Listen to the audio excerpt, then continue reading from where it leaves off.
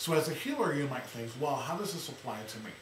Well, in physical things, if you know that a person's having a lot of back problems, you might most readily work with the base chakra. If they're having a lot of heart problems, you might work right there on the heart chakra. If they're having lots of stomach problems, you're going to want to work directly on the solar plexus chakra.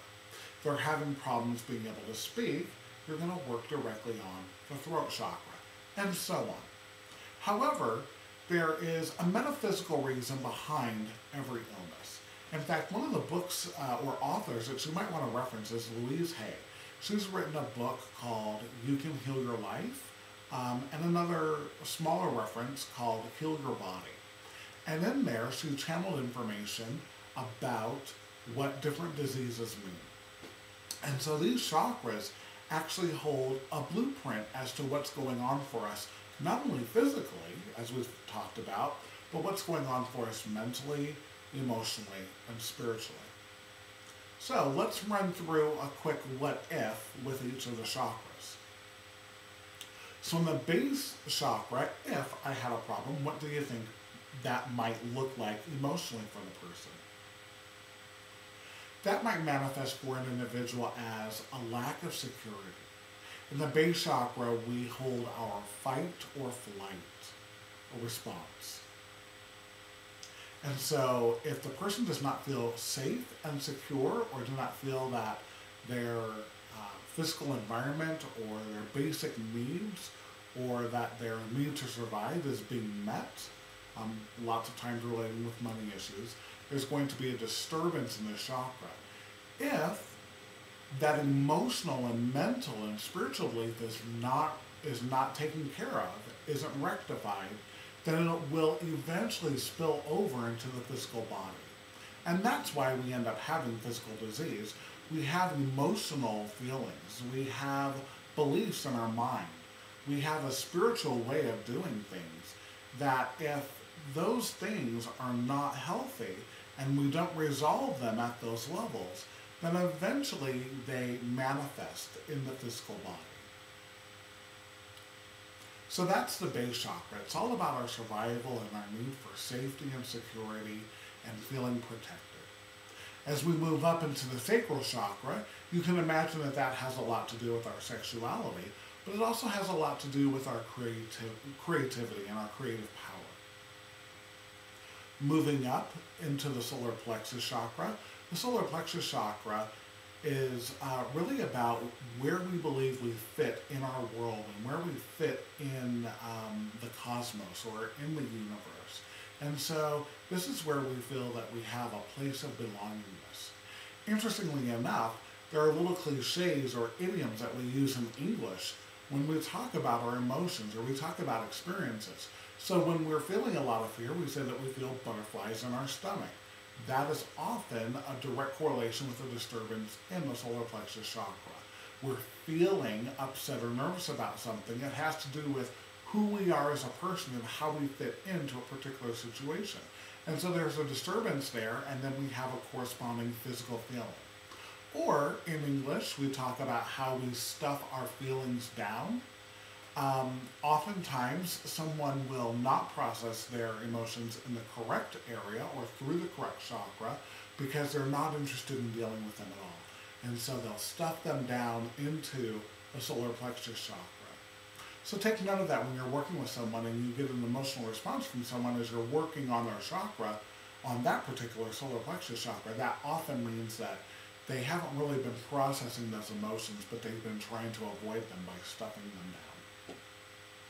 The next chakra that we look at then is the heart chakra. And speaking of our emotions, that's where we process our emotions. And it's not only emotions like love and joy, but there are emotions like anger and enmity and jealousy. We process all of our emotions through this particular chakra. Here, we move to the throat chakra. And in this light blue colored throat chakra, we have the experience of communication, the experience of expressing our truth as it is. And so if we're not expressing our truth as it is, then this chakra will have a disturbance as well, and correspondingly, the physical body will have a disturbance in this area. moving up to the indigo colored chakra of the third eye, we tune into our sixth sense, or our ability to sense that which isn't always seen with the physical eyes. This is also the chakra that regulates the mind and the clarity of the mind. And then up at the very top is our crown chakra. It's really difficult to have a disturbance in the crown chakra because the crown chakra is all about our connection to God and to the universe, to spirit, to consciousness, to whatever it is that you might call that force, or that Shakti or goddess that's out there. However, if we've cut ourselves off from that, or we feel a level of distrust with our higher power, then there may be a disturbance even in the crown chakra. Additionally, you'll notice on the chart that there are two other chakras that we work with, and we work with these primarily with Reiki and with other healing practices. Those have to do with the palm chakras. And those are chakras that look just like the others. They come right out the palms of the hands. And then in our feet, we have our foot chakras, or our earth chakras. And those are the chakras that we use when we are connecting more fully to the earth. Now, our aura. Our chakras, there's a lot of information there, and so what is our aura? Well, our aura is the sum totality of what's going on with our chakras. So it's the energy that we give off that's the compilation of what we've breathed in and what we've breathed out through those 7 primary chakras. And there are lots of different layers and fields to the auric field. In fact, not everyone refers to it as the aura. Some people refer to it as the human energy field, or the human light field.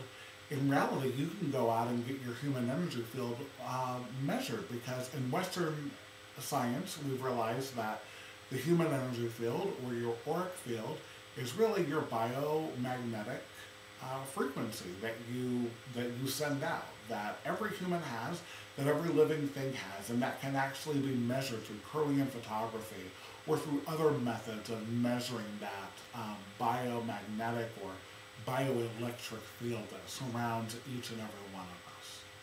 So there may be times where you're working directly on a person and you may feel the need to move up just a little bit, because what your hands are telling you is that you need to be working in a different area of the auric field.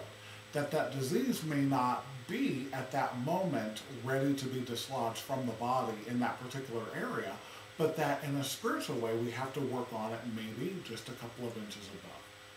And so play with the layers of the aura. There are some aura sensing activities in your manual. Take advantage of those activities, play with those, and see what you can begin to sense or see or feel, not only from yourself, but work with a partner as well and see what you can sense from them.